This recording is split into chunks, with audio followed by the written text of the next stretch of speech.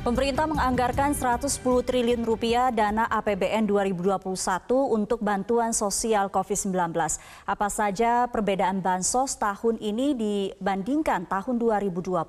Selengkapnya akan dibahas Valencia Melvinsi. Silakan, Valen.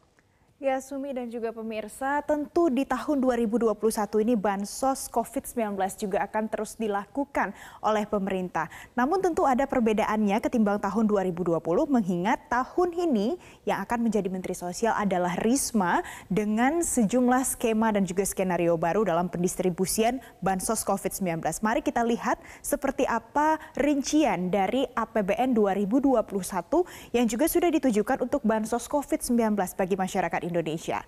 Saat ini sudah dianggarkan total ada 110 triliun rupiah yang nantinya akan didistribusikan kepada masyarakat melalui sejumlah program khususnya untuk bantuan sosial COVID-19.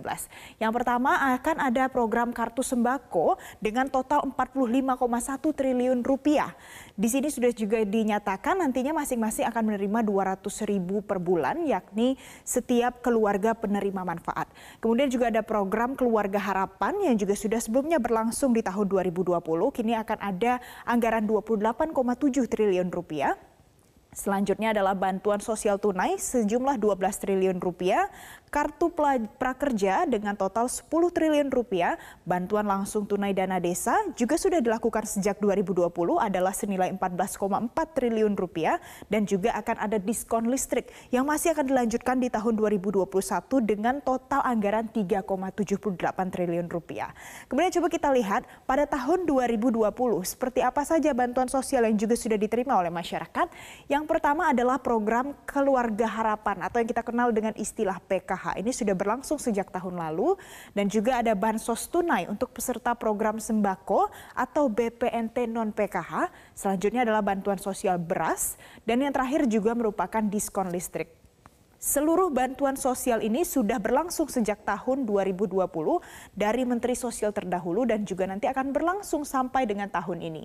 Dan kita lihat apa sebenarnya perbedaan di mekanisme perbaikan pemberian bansos 2021.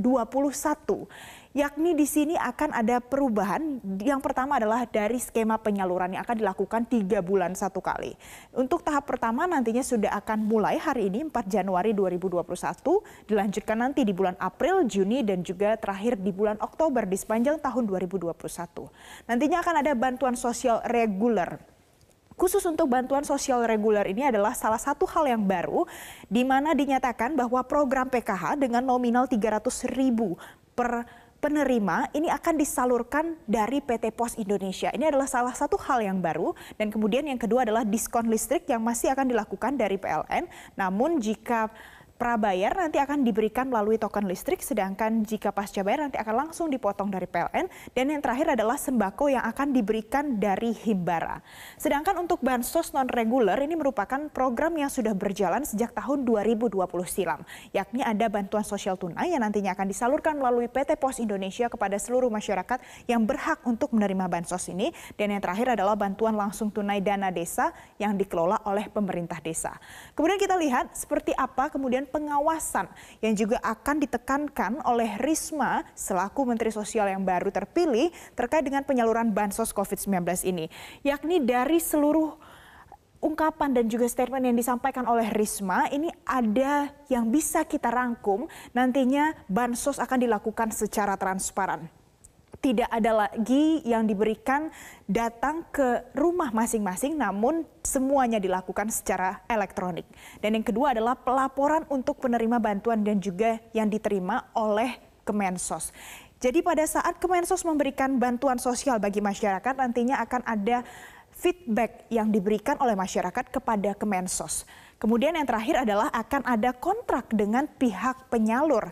Pihak penyalur di sini adalah pihak ketiga yang juga sudah dinyatakan secara jelas sejak awal siapa yang akan melakukan penyaluran. Yang pertama adalah PT Pos Indonesia dan kemudian ada PLN dan juga yang terakhir adalah Himbara yang sudah disebutkan dengan jelas. Selain itu juga ada tugas yang harus diperhatikan oleh Risma dalam rangka pengawasan yang dilakukan untuk bansos ini adalah tentunya pembaharuan dari data penerima bansos bansos. Mulai dari siapa saja keluarga yang akan menerima bantuan sosial, apakah ada perubahan dari data yang sudah ada, dan kemudian kita akan lihat seperti apa perbedaannya. Tentu harus ada perbedaan ketimbang tahun lalu. Yakni yang pertama, diharapkan dengan pengawasan bansos yang baru ini akan ada minimalisir kerumunan dan juga antrian pada saat melakukan pembagian dan juga distribusi bansos. Yang kedua adalah tidak lagi dalam bentuk sembako. Namun ini masih kita tunggu seperti apa kepastiannya dari kartu sembako ini nanti akan seperti apa diberikan kepada masyarakat. Dan yang terakhir adalah untuk meminimalisir penyelewengan dana, ini semuanya akan dilakukan transfer secara elektronik. Dan tentu kita berharap ini nantinya akan menjadi salah satu jawaban supaya tidak lagi ada jenis-jenis penyelewengan yang sudah terjadi terkait dengan distribusi bansos COVID-19 yang dilakukan di 2020.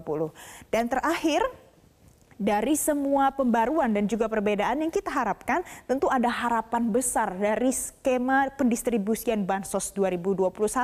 Presiden Joko Widodo mengatakan, jadi jangan sampai mundur. Januari harus sudah bisa dimulai karena ini menyangkut daya ungkit ekonomi, menyangkut daya beli masyarakat dan juga konsumsi rumah tangga. Dengan pernyataan yang disampaikan oleh Joko Widodo ini, kita juga berharap bahwa Mensos bisa bekerja dengan lebih baik, terutama dalam proses pendistribusian bansos COVID-19, karena kita belajar dari tahun lalu terjadi penyelewengan, dan juga kita berharap ke depannya bansos bisa tersalurkan kepada masyarakat sesuai dengan kebutuhan.